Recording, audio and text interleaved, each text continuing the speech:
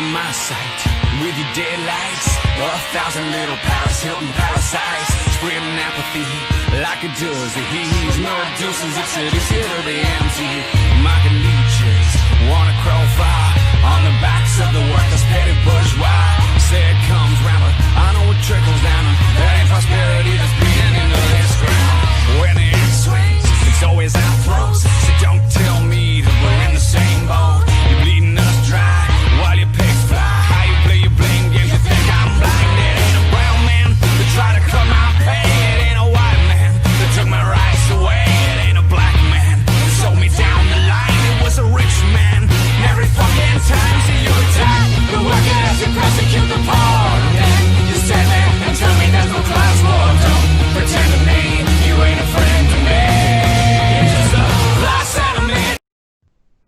Hello, comrades, and welcome to the second episode of Confessions of a Marxist. I'm your host, Alex. I'm Desmond. And I'm Josh. And we're communists.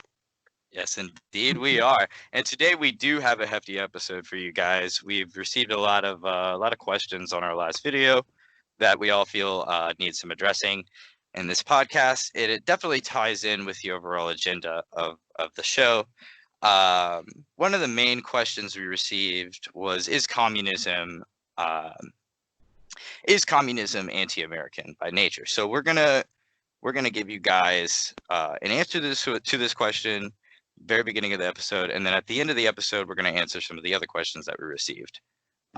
So the setup to this, we're going to begin just kind of with a very simple foundation of Marxism. It's these 10 suggested principles of communism, which is located in the Communist Manifesto. This is one thing that I think a lot of people in the leftist community tend to forget about, and so we're just going to kind of highlight these 10 points and go over them in this episode. And yeah, without further ado, I'm going to pass this off to Desmond and let him begin. Thank you, Mr. Quintero. So, basically, these 10 points are suggested in the Communist Manifesto as reforms that could be carried out more or less universally in more developed capitalist countries. At the time, and of course, it was over 100 years ago, so, not all of it may be completely applicable today, but I mean, the character of it is still universal, and it ties into the question, is communism anti-American? So, in the communist worldview, history is a historical process based on the changing material reality of the people and their modes of production and ownership and exchange.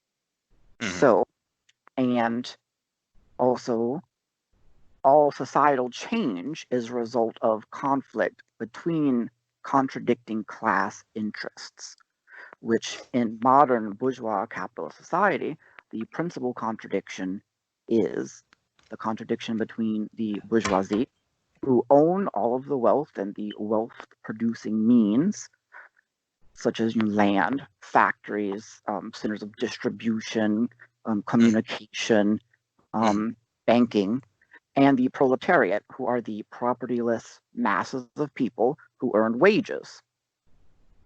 So, this is the primary contradiction. So, without further ado, let me proceed. All right, number 1, abolition of property and land and application of all rents of land to public purposes. All right, and number 2, a heavy progressive or graduated income tax. 3, abolition of all rights of inheritance. 4, confiscation of the property of immigrants and rebels. Which can you elaborate? Can you elaborate there what the meaning there is with the immigrants a bit? Because because of my family are immigrants, so. Oh yeah. Okay, immigrants are people that would have fled the country to try to circumvent these laws. Yeah, and that's a big issue, even especially in the United States, because you'll have people, wealthy capitalists and so on that exactly they make large amounts of money. And then go put money in their Swiss bank accounts and go over to freaking foreign countries. Common knowledge, we know this, but there is something you can do about it. Let's see. And then point number 5, centralization of credit in the hands of the state by means of a national bank with state capital and an exclusive monopoly. Number 6 is the centralization of the means of communication and transport in the hands of the state. Which shows you that Marx and which shows you too that Marx and Engels, because that's a point for the anarchists and ultra leftists, right? Their interpretation, because they say, oh, you can't have the state seize the communications and seize the banks and seize the all this production, and it's like literally that's what Marx and Engels said to do. I don't know where these ultras get this idea that Marx and Engels just said, oh yeah, people can just, random communities can just seize, telephone lines and electricity and just do whatever they want. All right, and 7 is extension of factories and instruments of production owned by the state, the bringing into cultivation of wastelands, and the improvement of the soil generally in accordance with a common plan. And I would add on to that today, improvement of the environmental situation generally in accordance with the common plan. Oh yeah, ecology and all that, right? 8, equal liability of all to work. So basically, we don't want a nation like a community of freeloaders. I mean, everyone will still work. That looks like what we got. So that's actually what we have now. It's the bourgeoisie who wants that, not us. Anyways, combination of agriculture with manufacturing industries, gradual abolition of all the distinction between town and country, and free education for all children in public schools. Now, we're still working on that last one, I think. Yeah. So basically, some of these measures have been more or less taken by the bourgeoisie in certain countries, but only because it coincided with their class interests. So not out of the kindness of their heart or anything like that. Surprise. As industrial society develops, conflict between the proletariat and the bourgeoisie increases. So the need for factory workers and disciplined, patriotic, moral workers that can stand still for a long period of time and carry out work is needed. That's why the bourgeoisie pushed for public education. That's the reason, the material basis for that reform. And that leads to the point that all reforms have to have a material basis to be carried out. They have to be based on something real, as Marx says, the actual liberation and the actual real world. Absolutely. Oh, you know how much I love that quote. Oh yeah. Yeah, that is a great quote. It's Mr. Singh's favorite. Let me see. So, I don't know about you guys. I don't think any of this is anti-American, especially because America does have free education for children in public schools. Absolutely. So, we're already on the course to that, and there's been a lot of traction with we've seen Bernie Sanders' presidential campaign, and he spoke a lot about free education, free healthcare, which is an idea that I think a lot of Americans nowadays are just looking at as a human right, whereas 10 years ago I remember talking about how education and healthcare is a human right, and I remember so many people would argue with me about it, and it's just how could you even argue that healthcare for your nation's citizens is not a human right, so well, we can definitely see a shift in the national discourse over the last few years, over the last decade, the last few years especially. Socialism is the idea at least is gaining traction with Zoomers, and and the people generally. Even my own identifies as socialist these days. So it's so part of our task is we have to explain what socialism is. Which and you were breaking up there just now. Okay, I was just gonna. No, what about now? Yeah, you sound a little bit better there. But go ahead and stress that point again. Just the last part. Basically, socialism is catching on with a lot of people, especially young people, and even older people. Like I said, my own mother identifies as a socialist now, which I never would have expected. But so that's a good sign. But we do have to, as Marxists, we want to make sure that socialism in America has a scientific, like material, actual basis, and it's like based on real life. Well, and this is where people, I hear this criticism so often. This is one of the most oft heard criticisms that I see in the academic world about Marxism is they often attack this idea of historical necessity, that Marx and Engels said that socialism would rise as a historical necessity, and they say, oh, this is this dogmatic Marxist historicism. But no, I mean, it really has become a hard like the age of, what I want to stress is the age of the idea of communism as, oh, we're all going to hold hands together, white and black and brown and yellow are all going to come together. And no, I mean, communism has become a hard, material, physical necessity if we want to preserve the fruits of industrial civilization. If we want to preserve the fruits of 200 years of progress. What was that, Des? I said, which in America we're already losing. Yeah. Some of the fruits of modern absolutely. And that's and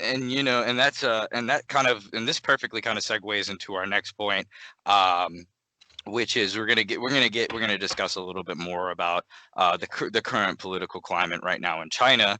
And how that has a direct correlation with life here in the United States. I remember last episode, Josh mentioned that there was a specific pamphlet being passed around China, stating that that the Chinese were planning, or it was a plan of economic warfare with the United States. And so it was very interesting to see this text like resurfacing nowadays and it becoming more popular amongst the people of China. So I'm going to pass this over to Josh and let him kind of read a few excerpts from this pamphlet.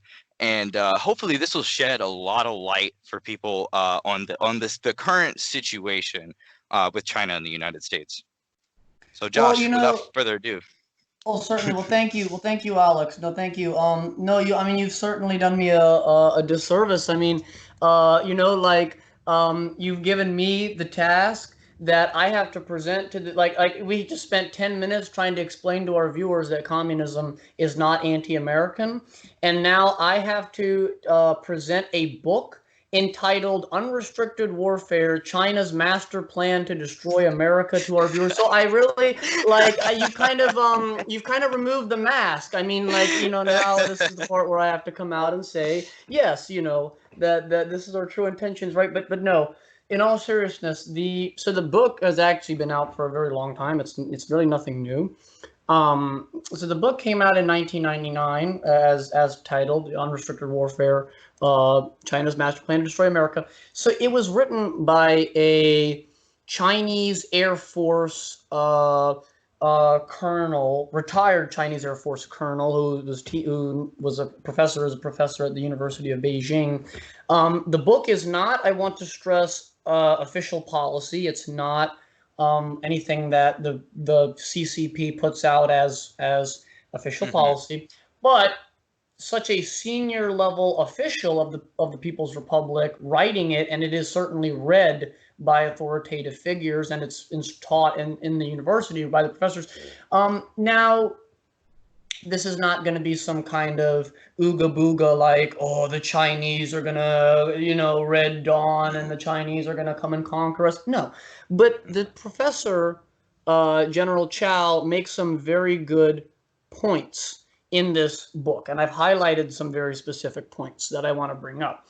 So, as Marx and Engels pointed out in those 10 points, in order for communism to be carried out, there has to be a national basis. The state has to control things like credit. They have to control things like communications. They have to carry out a program of education. And that all speaks to the fact that the United States of America, as it stands, does not have the economic tools, does not have the mode of production necessary in order to do this. So the book started out as an assessment of the fact that the United States, back in 1999, was a superpower, and that there was no way that a country like China or Russia or anybody was going to defeat the United States. But even back then, the Chinese realized that the American empire stood upon pillars of salt and pillars of sand, so to speak. And the book was updated again in 2015, and supposedly, I've seen from sources that it was updated again this year. So I can't confirm that, but it was updated back in 2015, and it has certainly received recent attention. The general commented on the book in a recent interview this year amid COVID and other things. And the point that the book makes, this is a very critical point I highlighted. The bulk of his argument concentrates on the shortcomings of U.S. manufacturing. How can the U.S. today want to wage war against the biggest manufacturing power in the world while its own industry is hollowed out? An example, referring to COVID-19, is the capacity to produce ventilators. Out of over 1,400 pieces necessary for a ventilator, over 1,100 must be produced in China, including final assembly. That's the U.S. problem today. They have state-of-the-art technology, says General Chow, but not the methods and production capacity, so they have to rely on Chinese production.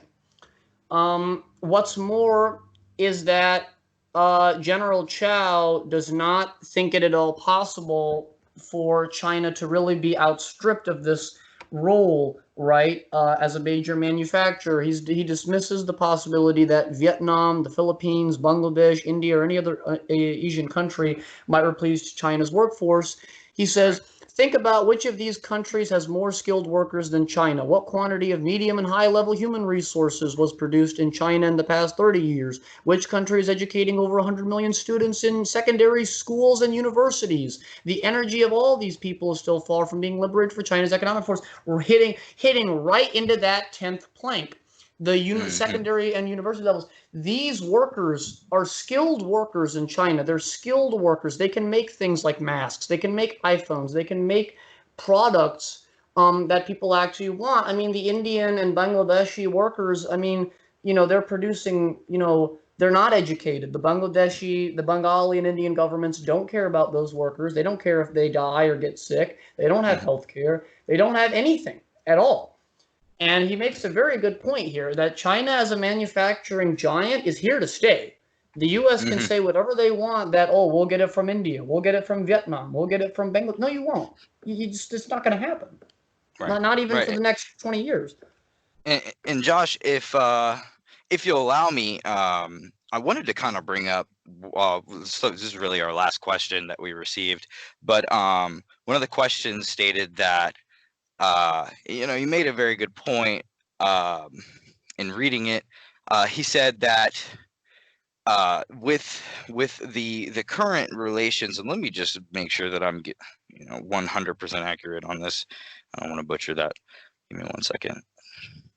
Yeah, and sure, and while you're plugging that up, I just wanted to add another thing too from General Chow's book to kind of highlight my point here. And I think this speaks to the whole issue about communism and the situation with America. We communists, ironically, we are the only people that can save the United States of America because, and here General Chow makes an interesting point, and I'm going to read this as well.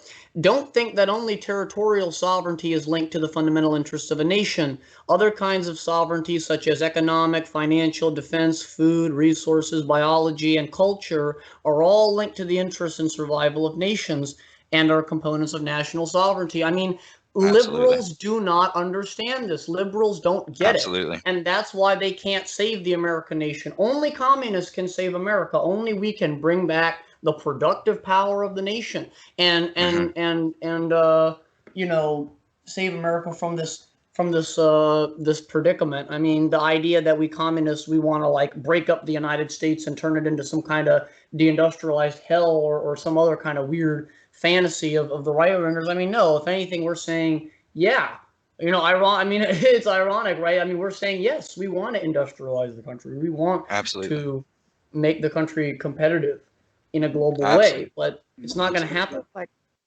I feel like that's the desire of the broad masses of America's working people as well,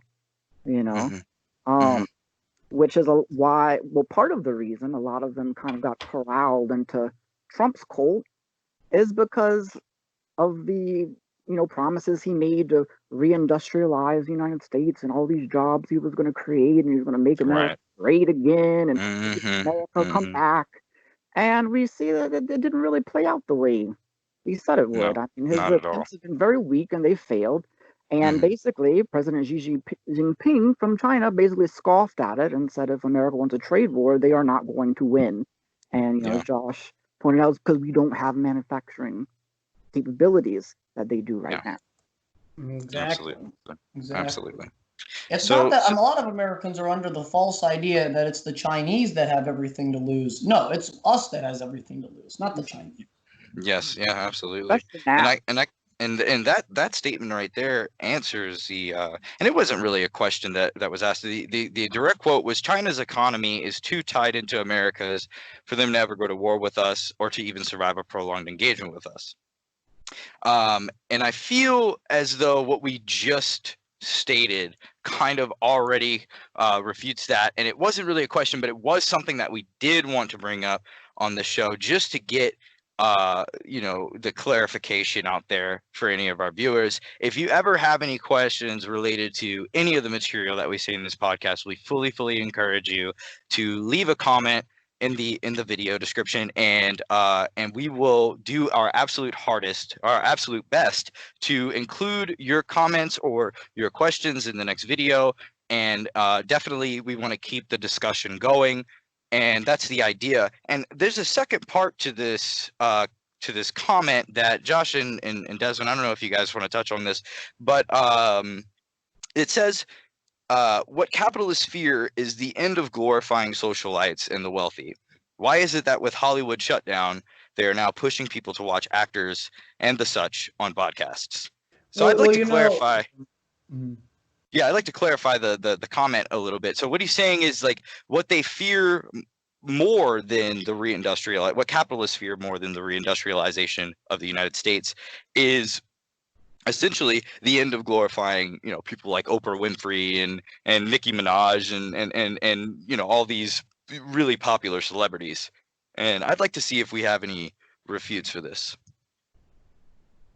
Right, certainly. Well, this is a kind of this is a classic liberal error. Liberals are the kind of people that I hate to use analogies, right? Kind of allegorical, like Taoist wisdom, but no, I mean, liberals have a habit of, when they look at problems in capitalism, they're the kind of people that if you have a cold, they're going to say the problem is the runny nose, or if you have a cold, the problem is the cough. No, the problem is the sneezing. The problem is the sore throat. No, the problem is the virus that has entered your body and is now giving you a cold. The celebrity cultism. I mean, look, if celebrities didn't exist, right, how did people get brainwashed in the 50s and 60s? They had television, they had mass media, whatever. I mean, like, the bourgeoisie, the entertainment cult and the celebrity cult is just a tool in the toolbox, and they'll always find different ways to distract the masses with all sorts of nonsense. And I think something was said in there too about deindustrialization, that the capitalists could still profit, or reindustrialization, that they're not afraid of it, that they could profit. Certainly not. I mean, not in the traditional way. For example, the new bourgeoisie, the new bourgeoisie, it's still a bourgeoisie. It's still within the Marxist theory framework, but the bourgeoisie has definitely changed. Nature is constantly changing. Everything is changing. The bourgeoisie has changed. Somebody like Jeff Bezos, for example. Jeff Bezos, to be quite frank, doesn't really own anything. I mean, he owns Amazon, and Amazon is a transport, organization, and it facilitates the transportation of goods. Something like Amazon, by the way, is unthinkable. That is something like Amazon historically would have been the job of the state. Like, the idea that somebody could be making billions and billions of dollars off of, you needing to send a fucking teddy bear to, your little cousin, like, it's an absolutely atrocious thing. This bourgeoisie does not stand to gain from reindustrialization. And then there's another contradiction at work too. It's not just a domestic problem, because sure, maybe the traditional bourgeoisie could come into place and replace the Jeff Bezos and the digital tycoons. But that's not the problem either. They're forgetting the contradiction of imperialism. Why has the United States deindustrialized in the first place? Because guess what? Right. South American, African, Indian, and other workers certainly don't ask for nearly as much health care and education and things than American workers. That's the reason why we deindustrialized in the 90s and thereafter. So for us to reindustrialize would raise those same labor conflicts all over again. That's why the bourgeoisie Absolutely. is always very keen on making sure that American workers have it easy, so to speak. I say have it easy not in that, like, weird, like, third worldist sense, but I mean it in the sense of they want American workers to not be organized in any way. And the easiest way for them to do that is to displace them as much as possible with Indian workers and African workers, South American workers. Absolutely. Absolutely. And it leaves us with a complete and total service economy. Exactly. And those workers are still exploited too. I mean, once again, I'm not third worldist. Oh, yeah, I'm one of them. Trust me. Exactly. Yeah. I mean, these workers are exploited, but the thing is, it's a different. The problem with this, it's harder to organize service workers than it is to organize industrial workers. It's harder to organize them because of the nature of their job. Absolutely. And I mean, I'm pretty sure most would rather. Yeah, and I'm pretty sure most would rather work in a restaurant than in a textile factory. I mean, it's sure, absolutely. Night and day difference between serving and actually working in a manufacturer. Yes, I, as a former factory worker, can confirm this. But I also want to point out that so we can see that there are very real objective material interest at play here, and not just about which member of the bourgeoisie is more patriotic or nicer or compassionate, whatever, you know what I mean? So basically they would lose money by bringing their capital back to their own country. Absolutely. Because they would have to continue to provide American workers with a decent livelihood. And they would have to start exploiting us more and more, like they do to the workers in other countries. It's like, I heard this thing when imperialism's great until you run out of other people's countries. Yeah, absolutely. That's true. Absolutely. And I could be a little bit optimist here with the current political climate. With people just becoming a little bit more militant, a little bit more aware of their surroundings and what's going on with the Black Lives Matter movement. I only see the reindustrialization of the United States, its ultimate downfall for capitalism. I mean, because we've already seen the spontaneous organization of these groups of individuals. When we start, if this country were to start to reindustrialize, then in comes the whole period there, the era of organizing, the proletariat, things like I haven't heard someone say the word union in years. I mean, and that's something that was really popular in American culture back when we had industry. So I think we're going to really start to see a resurfacing of absolutely of these ideas. Yeah, I also want to make a comment on the on imperialism. The thing with that is America's place in the world is being affected by recent events very much. And absolutely. To be a successful America's no longer the prima donna of the world, wouldn't you say, Devin? Well, yes. So a new problem is created because right now they're keeping everyone satiated, even though we've been deindustrialized. Because we can still carry on production more or less. We in all these different countries, and we have we've had such a preeminent place in the world. But now we see other countries, especially China, coming into the spotlight, dealing and increasing their influence in Western Europe and in Africa, and becoming a real challenge. And South America. Oh yeah, South America too. China's even made its first military base in Africa. So So the world situation is changing, and it's not changing in favor of the United States. Absolutely not. And we talked about that a lot in our last episode, and so I don't think we need to say it. Don't say it again. But absolutely, the United States is not. The days of American exceptionalism are over, and we communists have been warning that for, well, I mean, technically since forever, but I mean, especially for the last 3-4 decades, communists have been warning that America's position in the world is built upon pillars of salt and pillars of sand, so to speak, that the imperialism, will not be able to sustain itself. And this is even despite the collapse of but I remember I explained this too, not despite the collapse of the Soviet Union and the changes in China, but actually because of it. It's actually accelerated it. And so I think that's all I really would say about all of those questions. I hope that those answers were concise. Yeah, as do I. I really appreciate the effort put in by the community. It's been awesome to kind of just see the small reaction that we've had from these videos, and I'd like to say to the viewers watching right now, like, if you guys want to know anything else, if you guys want to know anything more about communism or about Marxism, Leninism, or whatever it may be, the foreign powers that be, please don't feel hesitant to email us, to reach out to us. We leave our YouTube channel open to full discussion. And as always, we'll be linking books and materials in the description of this video for those of you who want to know more and want to start to take a more studious approach to this. And without further ado, I think that's the entire agenda. Yeah, I think we've covered quite a bit in this episode. Yeah, absolutely. We did.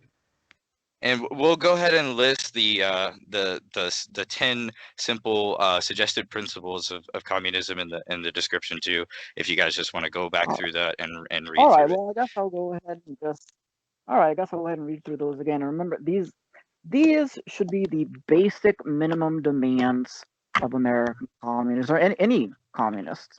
This is what we used to put forward as just minimum demands. So here we go. Abolition of property and all land in land and application of all rents of land to public purposes. I have a progressive or graduated income tax. Abolition of rights of inheritance. Confiscation of the property of emigrants and rebels. Centralization of credit in the hands of the state by means of a national bank with state capital and an exclusive monopoly. 6, centralization of the means of communication and transport in the hands of the state. 7, extension of factories and instruments of production owned by the state, the bringing into cultivation of wastelands and the improvement of the soil generally in accordance with the common plan. Hell 8, yeah, brother. Equal liability of all to work. 9, combination of agriculture with manufacturing industries, gradual abolition of the distinction between town and country. And 10, free education for all children in public schools. Fantastic. Thank you so much, Desmond, for reading over that again. And Josh, if you don't have anything else, man, I think we can wrap this up. Comments and emails with nice things about me always receive first priority as a kind of trade secret, inside secret. Yeah, if you ever need to get a hold of us really quick, just subject it. Josh is the best, just stroke that ego and right about an immediate response. Immediate response. Otherwise, I'm gonna give you that lame bureaucrat. Like, we are processing your request. We're working on it as soon as possible. You might not hear back for another 5 days. All right, guys, that's a wrap. That's a wrap, I think. All right, guys. Thank you guys so much for tuning in, and we hope to see you guys next week. Fuck you little credit card scam and jewelry stealing, crack selling, liquor store robbing motherfuckers. Shout to the homies, Carnegie, OG, Willie Randolph Hearst, Baruch, Rockefeller, the real Rockefeller, my main bitch Leona, pour out a little Louis XIII, Scott Rothstein, Jack Abramoff, hold your head.